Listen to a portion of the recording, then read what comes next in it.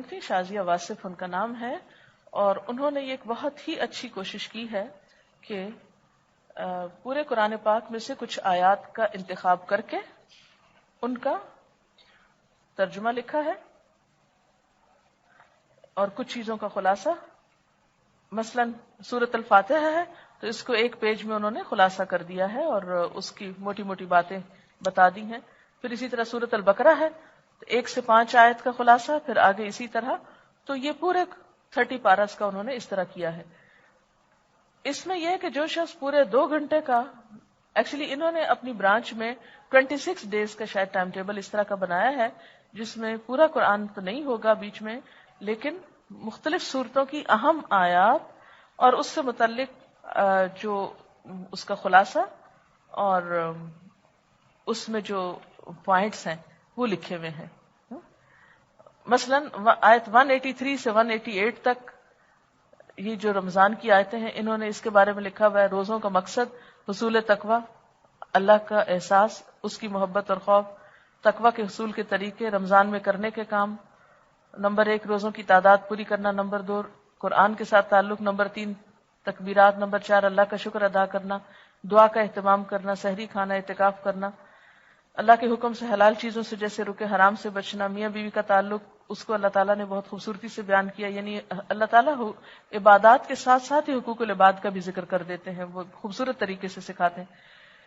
پھر اسی طرح مختلف آیات کے نمبر کے ساتھ انہوں نے طریقہ کار اپنا یہ لکھا تھا. اس کا انہوں نے طریقہ کار بھی بتایا ہے کہ انہوں نے لکھا ہے کہ آپ سے آخری ملاقات کے بعد میں نے دورہ قرآن کے لیے منتخب آیات کو بہت مختصراً خلاصہ کیا ہے.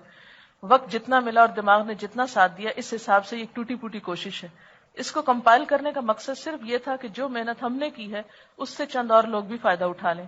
میٹرو سے جو لسٹ ملی تھی منتخب آیات کی وہ ایک حد تک ملتی جلتی تھی لیکن کئی جگہ مختلف بھی تھی. جو چیز مجھے مناسب لگی میں نے اس کا انتخاب کیا. اگر آپ کو یہ اس لائق لگے اور دوسرے لوگ اس سے فائدہ اٹھا سکتے ہو تو استعمال کر لیجیے. ایک بہت خوبصورت احساس جو مجھے ہوا اس دوران وہ آپ سے شیئر کرنا چاہوں گی. قرآن رمضان میں دوسروں تک پہنچانا ہے، یہ احساس تھا پورے کے بجائے وہ حصہ جو لوگوں کا شوق ابھارے. کیونکہ پچھلی جو ہماری میٹنگ ہوئی تھی یہاں پر اس میں ایک سجیشن یہ دی گئی تھی کہ ایک تو ہے پورا پارے کا ترجمہ کرنا 2 گھنٹے میں کم از کم، لیکن سب کے پاس 2 گھنٹے نہیں ہوتے.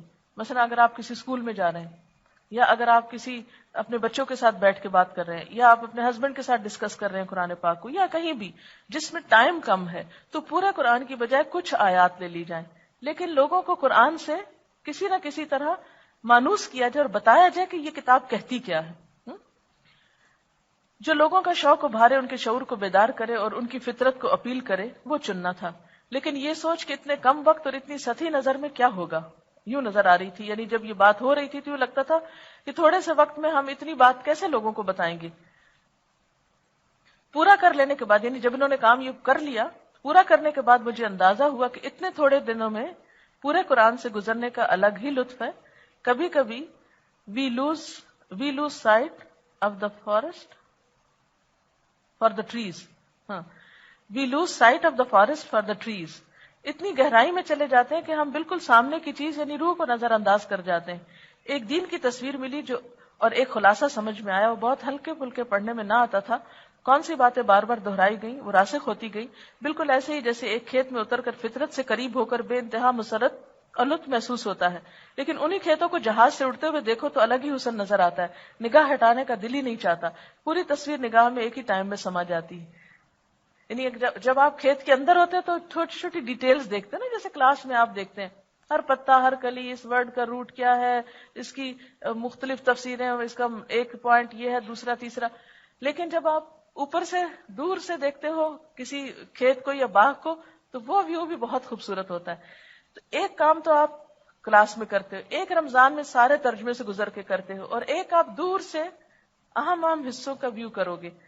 اس میں بھی بہت خوبصورتی ہے. اور پھر اب میں نے جو دیکھا یعنی چھوٹے چھوٹے حصوں کو تو اس نیت اور جذبے کے ساتھ کہ دوسروں کو بھی دکھانا چاہتی ہوں اسی سٹائل میں نوٹس بنائے. اپنے ساتھ کے اسٹوڈنٹ میں یہ کمی پاتی ہوں کہ بات میں سے اصل نقطہ اور عمل کا پہلو نکال سکیں. یعنی ہر ایک کے اندر اتنی صلاحیت نہیں ہوتی کہ آیت پڑھ کر اس میں سے عمل کی بات نکالیں. کون سی چیز کو اہمیت دیں، کون سی کو بات کے لیے اٹھا کے رکھیں. اپنی رائے اس سلسلے میں ضرور دیجیے اور جو کمی کوتاہی ہو نشاندہی کیجیے، ہم اصلاح کر لیں گے. اور اس کا طریقہ انہوں نے بتایا کہ یہ پورا سلیبس ہم نے 26 دنوں میں پھیلایا ہے. پیچھے اس کی تفصیل ہے. کچھ تلاوت کسی قاری کی آواز میں لگائیں گے، یعنی مجلس کیسے ہوگی، پہلے جن آیتوں کو پڑھنا ہے اس کی تلاوت لگائیں گے، کچھ کی عربی میں خود پڑھوں گی، ترجمہ سب آیات کا پڑھا جائے گا جن کے نمبر نوٹ کیے ہوئے ہیں، جو پوائنٹس جن آیات کے ساتھ لکھے ہیں ان کو ہلکا سا ڈسکس کر لیا جائے گا، کہیں کہیں سننے والوں کو بولنے پر موٹیویٹ کیا جائے گا، یعنی انٹریکٹیو سیشن ٹائپ ہوگا. منتخب شدہ آیات کی پوری فہرست اویلیبل کی جائے گی، یعنی لوگوں کو بھی دے دی جائے گی. جو سامعین لینا چاہیں وہ اپنے قرآن میں نشانیاں لگا کر آئیں تاکہ اس وقت ڈھونڈنے میں ان کو دقت نہ ہو. یعنی کلاس جن بھی لوگوں پر کلاس مشتمل ہوگی وہ ان آیات پر پہلے سے قرآن پاک میں مارک کر کے آئیں، اور جب کہا جائے آیت نمبر فلاں تو اتنا وہ حصہ کھول لیں، اتنے میں تلاوت سنیں، پھر ترجمہ پڑھا جائے، اور اس میں ایک بات عمل کی، یہ دوسری، یہ تیسری، یہ چوتھی، یہ. اور اس سے آپ اندازہ کریں کہ رمضان کے آخر میں ایسے لوگ جب قرآن کی موٹی موٹی باتوں سے روشناس ہوں گے تو ان کے اندر کیا آئے گا، قرآن کے تعارف کے ذریعے قرآن کی محبت. ہم کسی بھی چیز سے محبت کیوں نہیں کر پاتے کہ ہمیں پتہ ہی نہیں ہوتا کہ اس کے اندر کیا خوبی ہے. جو کسی کی خوبیاں کھلتی ہیں اتنی اتنی محبت آپ کی بڑھتی چلی جاتی. قرآن سے لوگوں کی غفلت، یعنی دور سے اس کی عزت رسپیکٹ تو کرتے ہیں مگر حقیقی معنوں میں اس سے محبت نہیں کرتے. پتہ ہی نہیں اس کے اندر لکھا ہوا کیا ہے. یا کچھ لوگ خوف زدہ ہیں، پتہ نہیں اس کو پڑھ لیں گے تو کیا ہو جائے گا ہماری زندگی میں. تو اس خوف کو دور کرنے کے لیے اگر افیکٹو پارٹس جو ہیں ان کو ہائی لائٹ کر کے 1 گھنٹے میں یا آدھے گھنٹے میں یا جتنا بھی ٹائم کہیں پر اویلیبل ہے، مثلا کچھ لوگوں کو ہو سکتا ہے کسی اسکول میں والنٹریلی کچھ کام کرنے کا موقع ملے، گھر میں تراویح کے بیچ میں، کیونکہ ہوتا ہے نا روز تراویح پڑھتے ہیں تو پتہ نہیں